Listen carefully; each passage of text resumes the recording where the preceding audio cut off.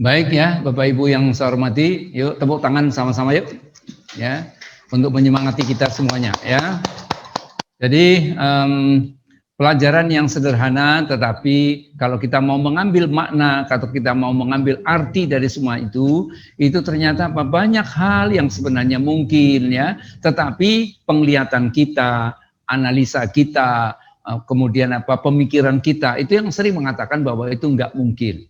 Nah, oleh karena itulah ada sebuah tips yang ingin saya bagikan untuk Bapak Ibu. Ya, tips ini mudah-mudahan nanti kalau dipraktekkan itu hasilnya akan luar biasa. Ya, apa itu? Mengubah ya dari sesuatu yang tidak mungkin menjadi mungkin. Ya, itu yang pertama. Ya, kita harus punya ilmunya. Ya, ilmunya. Nah.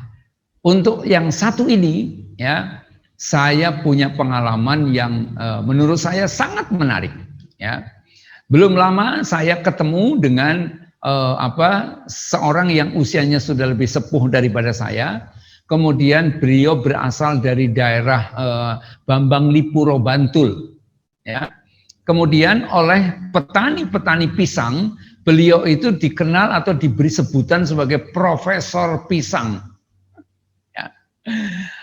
Saya tidak menduga ya bahwa pengalaman beliau itu luar biasa ya.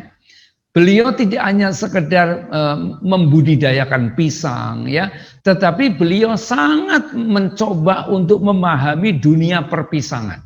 Akhirnya beliau membuat bahan pengusir hama pisang yang ramah terhadap lingkungan. Dan semuanya menggunakan bahan baku herbal. Tidak ada bahan baku kimiawi. Nah, atas keberhasilan beliau ini, maka beliau pernah diundang ya oleh sebuah lembaga di Eropa. Ya, mereka mengadakan seminar internasional tentang perpisangan begitu. Akhirnya beliau diundang untuk bicara di sana. Beliau diundang di Italia.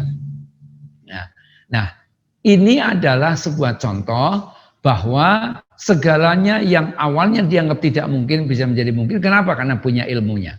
Itu cerita yang pertama. Cerita yang kedua, tidak jauh dari tempat Bapak Ibu bekerja, ya, yaitu di sebelah timurnya Candi Prambanan. Ya, di sana itu ada namanya Pak Isto Suwarno. Ya. Beliau itu dikenal sebagai pembudidaya klengkeng, ya, klengkeng itoh gitu ya. Yang pernah diceritakan ke saya itu dalam satu pohon ya itu bisa berbuah beratnya bobotnya sampai 1 kuintal. Hanya satu pohon ya bobotnya sampai 1 kuintal. Nah, kemudian yang menarik lagi adalah bahwa ternyata kalau kemarin-kemarin orang menduga bahwa pohon klengkeng itu cocoknya di daerah yang bersuhu relatif dingin, beliau itu membalikan fakta itu.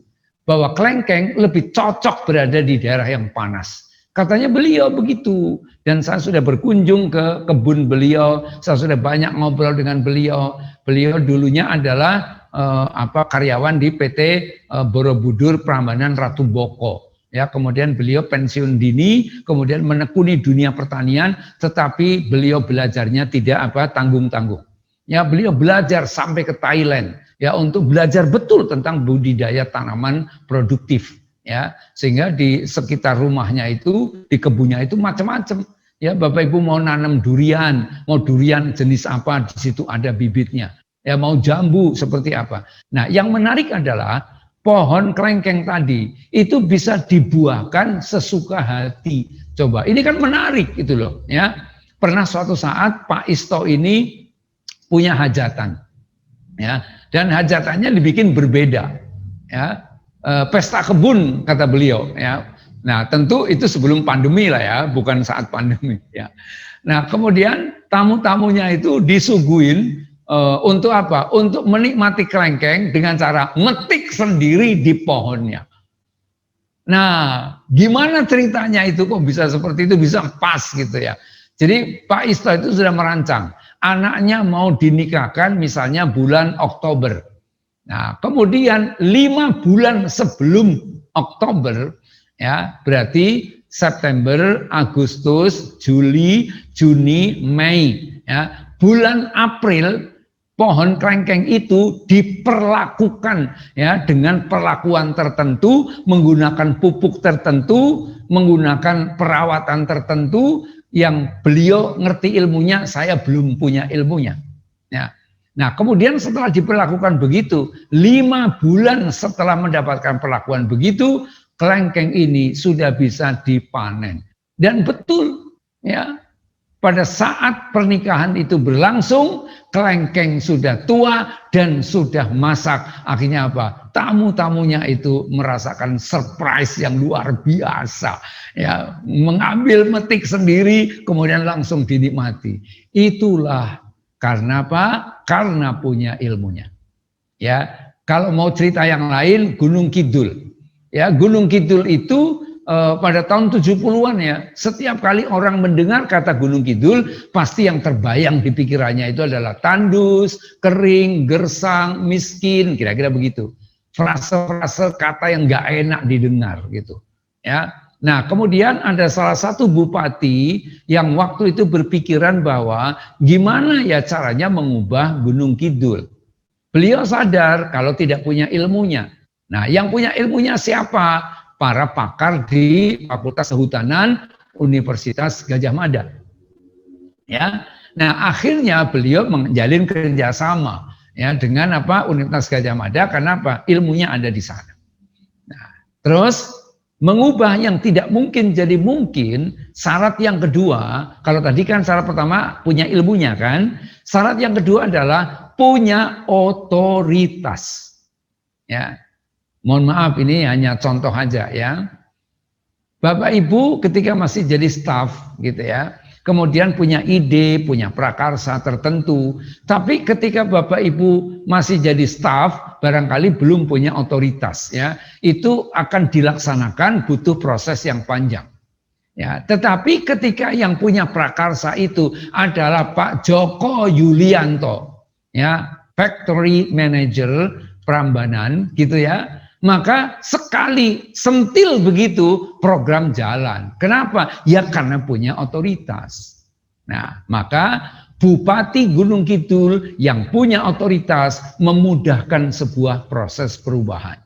Ya, mengubah dari yang tak mungkin menjadi mungkin.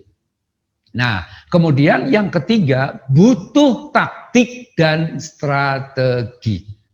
Nah, maka ketika Bupati Gunung Kidul bekerja sama dengan Fakultas Kehutanan UGM, ya, yang kehutanan punya ilmunya, Bupati punya otoritasnya, maka strateginya adalah membuat pilot project.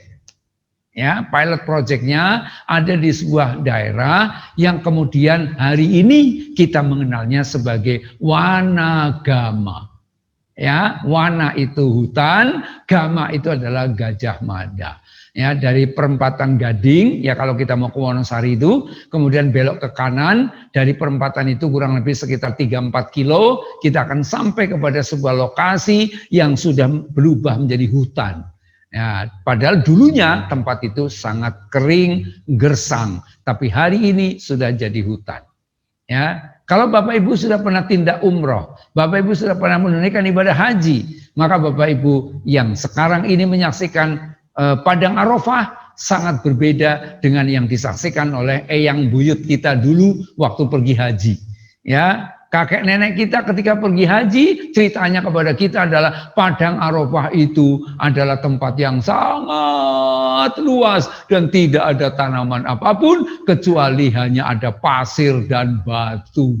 Ya, ngentak-entak bahasa Jawanya begitu ya.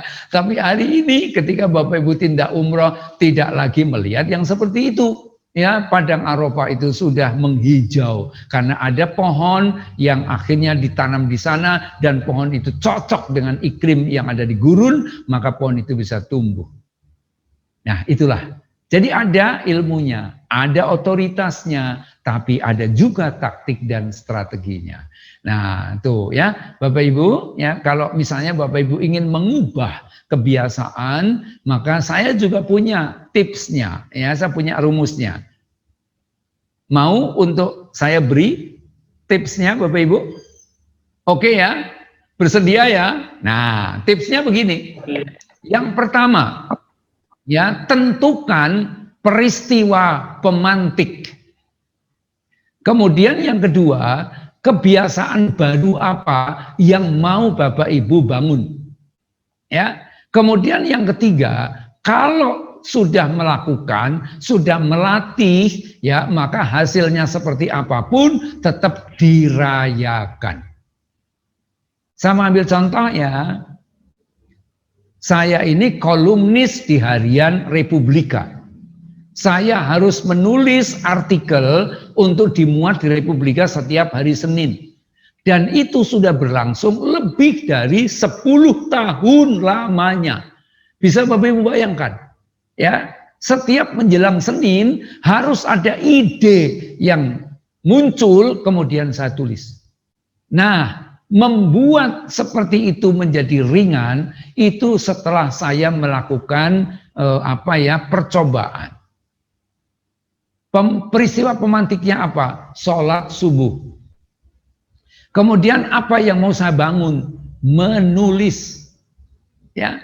Kemudian hasilnya seperti apa? Tetap saya syukuri. Bisanya 1 alinea. Yes, alhamdulillah. Ternyata saya bisa nulis 1 alinea. Besoknya lagi tambah jadi 2 alinea. Besoknya lagi tambah jadi 3. Akhirnya apa? 1 halaman bisa saya tulis. Itulah hasil dari apa? Rumus yang saya sampaikan kepada Bapak Ibu ya. Jadi peristiwa pemantiknya apa? Ya monggo Bapak Ibu tentukan sendiri. Kalau saya selesai sholat subuh saya mesti menulis. Nah, kebiasaan baru yang mau saya bangun, saya mesti menulis. Ya. Kapan itu saatnya? Usai sholat subuh. Kenapa saya milih sholat subuh? Masih fresh. Ya, otak saya itu masih masih oke. Kira-kira gitulah ya. Sehingga apa? Itu yang saya lakukan.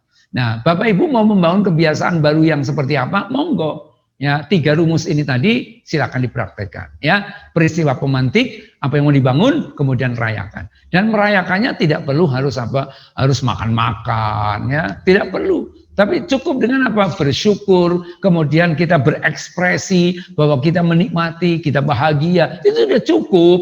Nah, begitu ya. Jadi beberapa tips ini mudah-mudahan bisa Bapak Ibu praktekkan ya. Oke ya, dari permainan yang sederhana tadi kita bisa simpulkan bahwa sungguh hal-hal yang tidak mungkin di awal bisa menjadi mungkin di akhir karena kita punya 3 tadi. Punya ilmunya, punya otoritas, dan punya strategi atau taktik.